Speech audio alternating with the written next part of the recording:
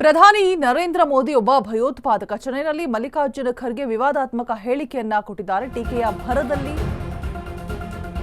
ಹೀಗೆ ಮಾತನಾಡಿರುವಂಥದ್ದು ಸಾಕಷ್ಟು ಚರ್ಚೆಗೆ ಗ್ರಾಸವಾಗ್ತಾ ಇದೆ. ಪ್ರಧಾನಿ ನರೇಂದ್ರ ಮೋದಿ ಒಬ್ಬ ಭಯೋತ್ಪಾದಕ ಅಂತ ಹೇಳ್ಬಿಟ್ಟು ಚೆನ್ನೈನಲ್ಲಿ ಮಲ್ಲಿಕಾರ್ಜುನ್ ಖರ್ಗೆ ವಿವಾದಾತ್ಮಕ ಹೇಳಿಕೆಯನ್ನ ಕೊಟ್ಟಿದ್ದಾರೆ. ಟೀಕೆ ಭರದಲ್ಲಿ ಉಗ್ರ ಸ್ವರೂಪಿಯಾದಂತಹ ಮಲ್ಲಿಕಾರ್ಜುನ ಖರ್ಗೆ ತನಿಖಾ ಸಂಸ್ಥೆಗಳನ್ನ ಇಟ್ಕೊಂಡು ಮೋದಿ ಬೆದರಿಸ್ತಾ ಇದ್ದಾರೆ. ಪ್ರಧಾನಿ ಒಬ್ಬ ಭಯೋತ್ಪಾದಕ, ಬಾಯಿ ಜಾರಿದ ಖರ್ಗೆ ಅಂತ ಮೋದಿ ಜೊತೆ ಎಐಎಡಿಎಂಕೆ ಪಕ್ಷ ಹೇಗೆ ಕೈ ಜೋಡಿಸ್ತು? ಎಐಎಡಿಎಂಕೆ ಮತ್ತೆ ಬಿಜೆಪಿ ಮೈತ್ರಿ ಪ್ರಶ್ನಿಸಿದಂತಹ ಎಐಸಿಸಿ ಅಧ್ಯಕ್ಷ ಮೋದಿಗೆ ನ್ಯಾಯ ಸಮಾನತೆ ಮೇಲೆ ನಂಬಿಕೆ ಇಲ್ಲ, ಮೋದಿ ಅವರ ಪಕ್ಷಕ್ಕೂ ಸಮಾನತೆ ನ್ಯಾಯದ ಮೇಲೆ ನಂಬಿಕೆ ಇಲ್ಲ. ಪ್ರಜಾಪ್ರಭುತ್ವ ದುರ್ಬಲಗೊಳಿಸ್ತಾ ಇದ್ದಾರೆ ಪ್ರಧಾನಿ ಮೋದಿ. ಚೆನ್ನೈನಲ್ಲಿ ಸುದ್ದಿಗೋಷ್ಠಿಯ ಸಂದರ್ಭದಲ್ಲಿ ಎಐಸಿಸಿ ಅಧ್ಯಕ್ಷ ಖರ್ಗೆ ವಾಗ್ದಾಳಿಯನ್ನು ನಡೆಸಿದ್ದಾರೆ.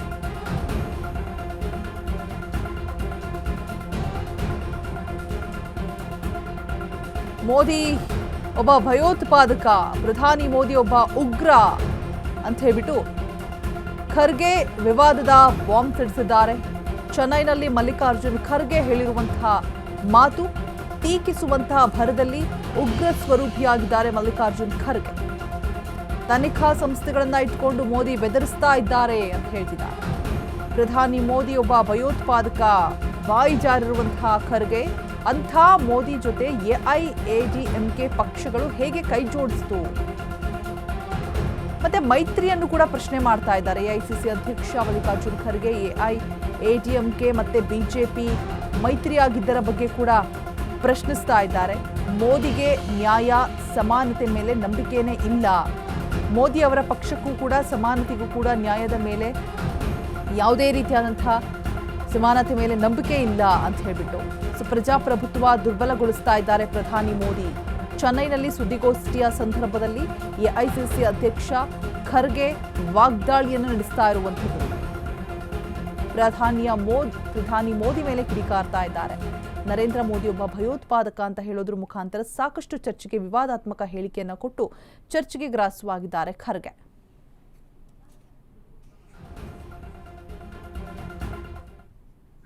How can they join with Modi, who is a terrorist and who won't believe in equality? His party won't believe in equality and justice. And these people are joining with them. It means that they are weakening democracy, they are weakening the philosophy of Annadurai, Kamaraj, Periyar and Kalingar and Baba Saheb Ambedkar. The Congress DMK alliance will continue to deliver welfare, inclusive growth, quality education and accessible health care. How can they join with Modi, who is a terrorist and who won't believe in equality? His party won't believe in equality and justice. And these people are joining with them. It means that they are weakening democracy, they are weakening the philosophy of Annadurai, Kamaraj, Periyar and Kalingar and Baba Saheb Ambedkar.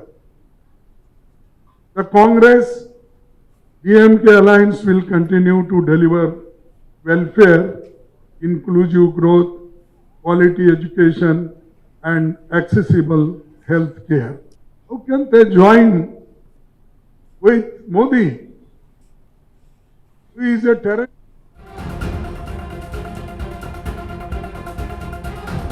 Modi ಭಯೋತ್ಪಾದಕ ವಿವಾದದ ಬೆನ್ನಲ್ಲೇ Kharge U-turn ಹೊಡೆದಿದ್ದಾರೆ. ವಿವಾದದ ಕಿಡಿ ಹೊತ್ತಿಸಿದಂತಹ ಮಲ್ಲಿಕಾರ್ಜುನ್ ಖರ್ಗೆ ಹೇಳಿಕೆ ತೀವ್ರ ಸ್ವರೂಪವನ್ನು ಪಡೆದುಕೊಳ್ತಾ ಇದ್ದಂತೆ ಯೂಟರ್ನ್ ಹೊಡೆದಿದ್ದಾರೆ. ಪ್ರಧಾನಿ ನರೇಂದ್ರ ಮೋದಿ ಯಾವಾಗಲೂ ಬೆದರಿಕೆ ಹಾಕ್ತಾರೆ. ಎಡಿಐಟಿ ಅಂತಹ ತನಿಖಾ ಸಂಸ್ಥೆಗಳು ಅವರ ಕೈಲಿದೆ.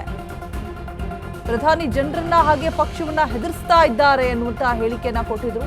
ನಾನು ಈ ಅರ್ಥದಲ್ಲಿ ಹೇಳಿದ್ದೀನಿ ಹೊರತು ಬೇರೆ ಇನ್ಯಾವ ಅರ್ಥನೂ ಅಲ್ಲ, ಮೋದಿ ಅವರನ್ನ ನಾನು ಭಯೋತ್ಪಾದಕ ಅಂತ ಕರೆದಿಲ್ಲ ಅಂತ ತಾವು ಕೊಟ್ಟಿರುವಂತಹ ಹೇಳಿಕೆಯನ್ನ ತಿರುಚಿ ಮಾತನಾಡುವಂತಹ ಪ್ರಯತ್ನವನ್ನ ಮಾಡ್ತಾ ಇದ್ದಾರೆ.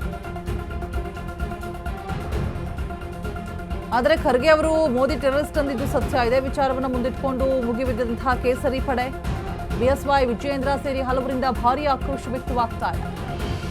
ಸೊ ಇದು ಖರ್ಗೆ ಅವರ ವಿಷಕಾರಿ ಮನಸ್ಸನ್ನ ತೋರಿಸುತ್ತೆ ಅಂತ ಹೇಳ್ಬಿಟ್ಟು ಬಿಎಸ್ವೈ ಕಿಡಿಕಾರ್ತಾ ಇದ್ದಾರೆ. ಚುನಾವಣಾ ಆಯೋಗಕ್ಕೂ ಕೂಡ ದೂರನ್ನು ನೀಡೋದಕ್ಕೆ ಬಿಜೆಪಿ ತಯಾರಿಯನ್ನ ಮಾಡ್ತಾ ಇದೆ. ಬಹಿರಂಗ ಪ್ರಚಾರಕ್ಕೆ ತೆರೆ ಬೀಳುವ ಹೊತ್ತಲ್ಲಿ ಖರ್ಗೆ ವಿವಾದಾತ್ಮಕ ಹೇಳಿಕೆಯನ್ನ ಕೊಟ್ಟಿರುವಂಥದ್ದು. ಭಯೋತ್ಪಾದಕರಿಗೆ ಹೋಲಿಕೆ ಮಾಡಿ ಮೋದಿಜಿ ಅವರನ್ನ ಮಾತನಾಡಿರುವಂಥದ್ದು ಖರ್ಗೆ. ಕೇಸರಿ ಪಡೆ ಕೆಂಡಾಮಂಡಲರಾಗಿದ್ದಾರೆ. ಬಿಎಸ್ವೈ ವಿಜಯೇಂದ್ರ ಈಗ ಚುನಾವಣಾ ಆಯೋಗಕ್ಕೆ ದೂರನ್ನು ಕೊಡೋದಕ್ಕೂ ಕೂಡ ಎಲ್ಲ ರೀತಿಯಾದಂತಹ ವ್ಯವಸ್ಥೆಯನ್ನ ಮಾಡ್ಕೊಂಡಿದ್ದಾರೆ. ಹೇಳಿಕೆ ತೀವ್ರ ಸ್ವರೂಪವನ್ನ ಯಾವಾಗ ಪಡ್ಕೊಳ್ಳೋದಕ್ಕೆ ಆರಂಭ ಆಯಿತು, ತಕ್ಷಣ ಖರ್ಗೆ ಯೂಟರ್ನ್ ಹೊಡಿತಾ ಇದ್ದಾರೆ. ನಾನು ಆ ರೀತಿಯಾಗಿ ಹೇಳಿಲ್ಲ, ಎಲ್ರಿಗೂ ಕೂಡ ಹೆದರ್ಸ್ತಾರೆ ಮೋದಿ ಅಂತ ಹೇಳಿದೆ ಅಂತ ಹೇಳ್ಬಿಟ್ಟು ತಮ್ಮ ಮಾತನ್ನ ತಿರ್ಚುವಂತಹ ಪ್ರಯತ್ನವನ್ನ ಮಾಡಿದ್ದಾರೆ Kharge. No, in a context, because the BJP government, they are terrorizing political parties and particularly the candidates also. And they are using CBI, ED, income tax, all such department institutions they are misusing. Means they are terrorizing the people, and so that the people should say, oh, they are not leaving even opposition parties, they are powerful like that. So in that context I said, I never said that he is a terrorist. I said he and his government are terrorizing with these using these institutions. That is the thing I said.